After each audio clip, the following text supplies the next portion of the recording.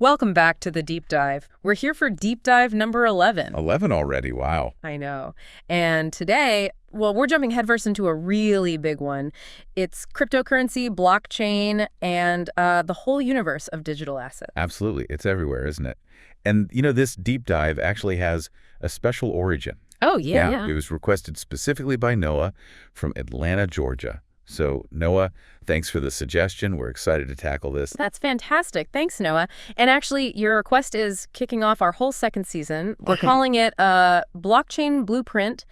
Feels like a pretty fitting title for what we want to explore. It really does. And we've got, an excellent foundation for this one. This entire deep dive is basically built on the foundational work of Katie St. Ors. Okay, Katie St. Ors. Yeah, and she's not just, anyone. She's a certified financial planner, a CFP, but also, crucially, a recognized digital asset tax specialist. She's an enrolled agent, so she really knows the tax side of this inside and out.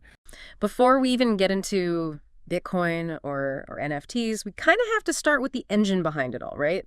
The blockchain. Mm-hmm. Now, it's this decentralized digital ledger, but why does that matter, financially? Well, the fact that it's distributed, spread out, and in a lot of cases immutable, meaning it can't easily be changed, that's kind of revolutionary for finance. Oh, so? Because it changes the game for how we record and verify who owns what and what transactions happened, instead of one central place, like a bank, holding the only official record. Right, like their private ledger. Exactly. You have this shared public verifiable history that's, theoretically tamper-resistant because it's copied across this whole network. Yeah. Okay, so that immutable part is really the kicker then. Once something's locked into a block, and that block's added to the chain. It's incredibly hard to change, practically impossible on the major blockchains. Think of it like writing something in permanent ink in 1,000 identical notebooks that everyone's constantly checking against each other. Okay, I like that analogy. And that permanence, plus the decentralization, it builds trust, but not in a person or a company. But in the system itself. Exactly. Trust in the code, in the network. For many blockchains, you don't need anyone's permission to make a transaction, and you can usually see that it happened publicly. Okay. Now, our source, Katie, with her background, she'd be looking at how this tech, this foundation, enables completely new kinds of assets and, financial interactions. Right? Precisely. The blockchain is like the railroad tracks. Cryptocurrency runs on it, sure, but it also allows for things like, proving you own a unique digital item. That's basically what an NFT is. So it's that critical bottom layer.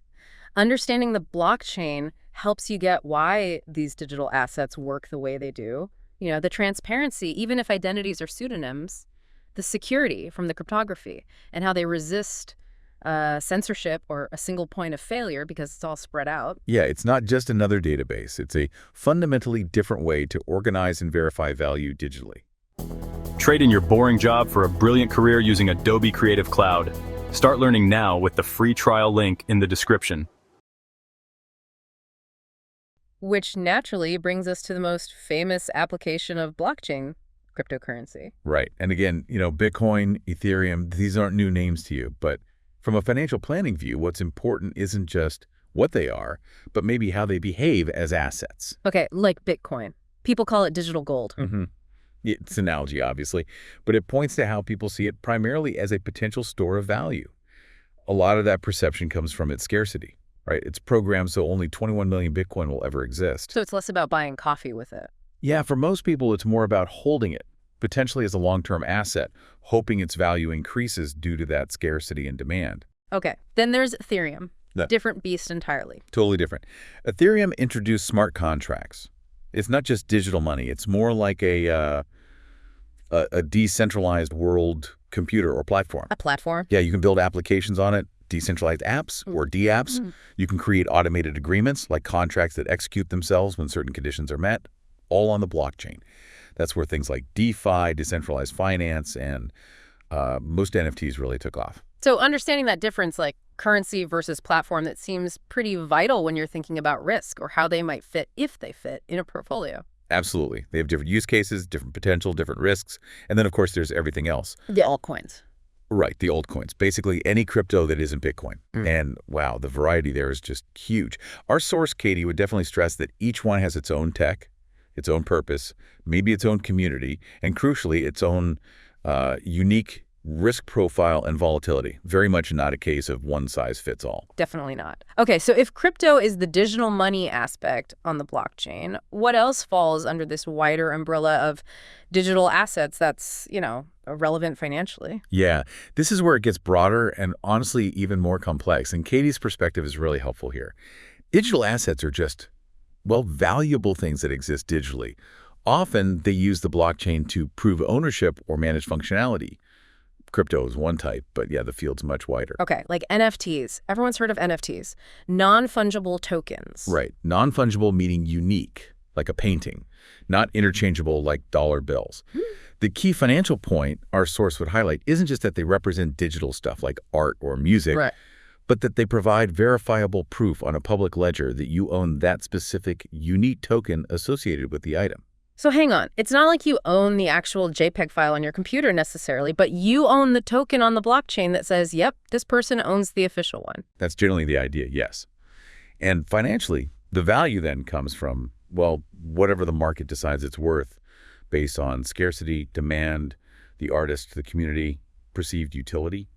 It's opened up new markets for collectibles, art, game items, even potentially things like digital identity or maybe tokenized real estate down the line. But as assets. Risky. Extremely. Liquidity can be a huge issue. You might have an NFT valued at something, but can you actually find a buyer at that price? Maybe not easily. And valuation is, subjective and challenging. Okay. What else? You mentioned DeFi earlier. Right. DeFi tokens. These are tokens linked to decentralized finance platforms. Think about systems trying to replicate banking services like lending, borrowing, trading, but without the traditional bank in the middle. All on the blockchain. Yeah. The tokens tied to these platforms might be used for voting on the platform's rules, or you earn them as rewards, or maybe you use them as collateral for loans within that system. What's the financial angle there from our source's view? Well, DeFi promises things like, more open access, maybe more transparency than traditional finance. Yeah.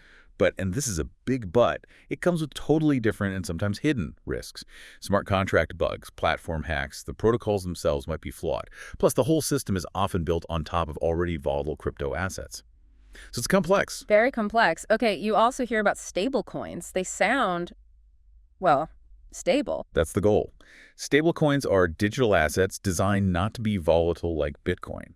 They aim to hold a steady value, usually by being pegged or tied to something stable like the US dollar. Like USDT or USDC. Exactly. Those are two of the biggest. The idea is one token equals $1. Financially, they're super useful inside the crypto world. Traders use them to move between, say, Bitcoin and Ethereum without having to cash out in dollars and back in again, or just to park value temporarily if they think the market's about to drop. So they act like a bridge between crypto and traditional money. Kind of, yeah. They offer some of the benefits of blockchain fast transactions, global reach without the crazy price swings.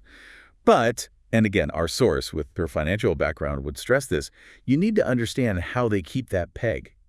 Different stablecoins use different mechanisms, and those mechanisms have their own risks. Some have failed spectacularly. Right. Not all stablecoins are created equal either. Definitely not. And then maybe looking further out, you have this broader idea of Web3 assets. Web3, the decentralized internet idea. Yeah, the vision where users have more control, maybe own their data, their digital identity. So assets here could be tokens representing, say, ownership in a decentralized social media platform, or virtual land in a metaverse, or maybe digital identifiers that prove who you are online without relying on, Google or Facebook. Still sounds pretty early days for a lot of that. Oh, absolutely. Very much emerging, but it's another area where blockchain is potentially creating new forms of digital value and ownership. Okay, wow. So that's quite the landscape. Trade in your boring job for a brilliant career using Adobe Creative Cloud. Start learning now with the free trial link in the description. We've got the blockchain foundation, crypto as the money layer, then NFTs, DeFi tokens, stable coins, even these future Web3 ideas, all under the digital asset umbrella. It's a lot to take in. It really is. So now let's pivot and really connect this all back to you listening right now. Let's talk about the crucial takeaways, the things our source, Katie St. Ors, would emphasize based on her expertise as both a CFP and a digital asset tax specialist. This is where the rubber meets the road, right? For anyone thinking about actually engaging with this space. Absolutely, because having these assets exist, it just raises fundamental questions for financial planning. Questions about investment, about risk, about taxes, about regulation. Okay, so takeaway number one, and this seems non-negotiable based on everything we've said, education first. Cannot stress this enough. You have to understand what you're buying or getting involved with. The tech is complex, the assets are diverse, the risks are unique. You need to do your homework before putting any money in. Don't just jump in because of hype or, FOMO. Which leads straight into the next point. Understanding and, crucially, managing volatility. These markets, especially crypto and many NFTs, are unbelievably volatile.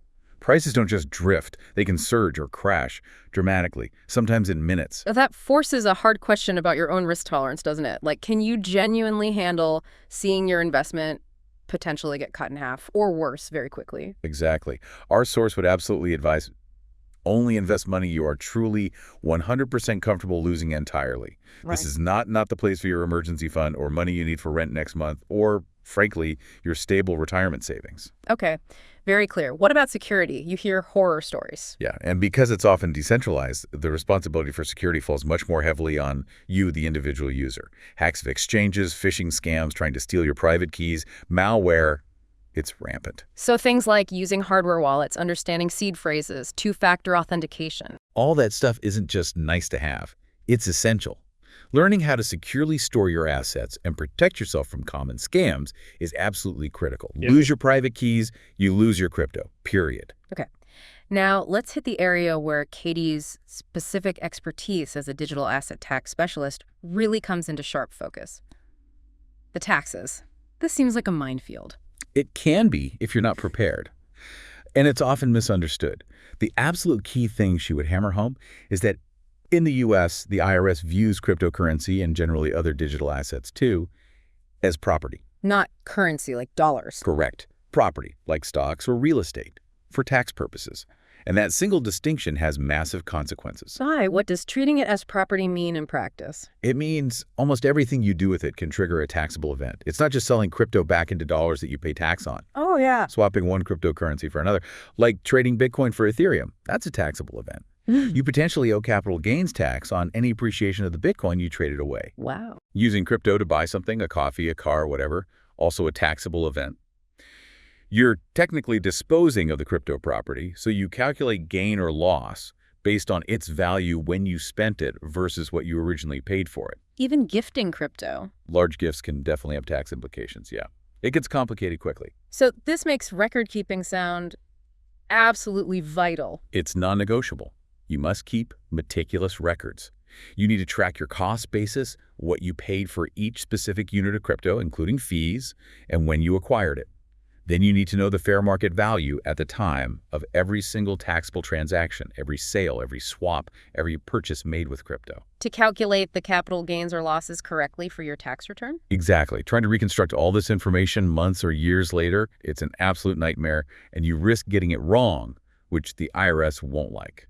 Okay, taxes are huge. What else from a financial planning perspective? Diversification. Absolutely. Standard investment principle, but maybe even more important here, digital assets are a highly speculative asset class.